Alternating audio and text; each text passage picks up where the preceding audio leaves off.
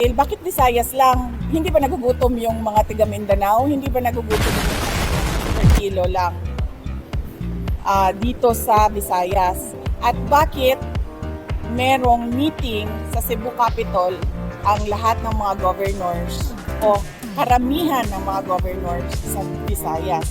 So baka may problema sila sa boto dito sa Visayas. Baka. You master the one week. Now master el mundo del mundo. Binubudol na naman nila yung mga tao sa 20 pesos per kilo na bigas. At magdududa ka dahil bakit Visayas lang?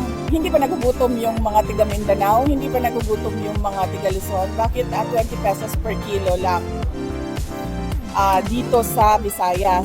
At bakit merong meeting sa Cebu Capitol ang lahat ng mga governors o karamihan ng mga governors sa Visayas?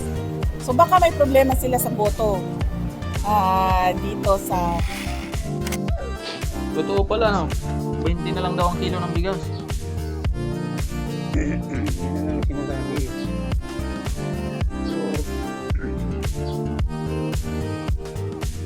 dapat sakali din dito sa atin.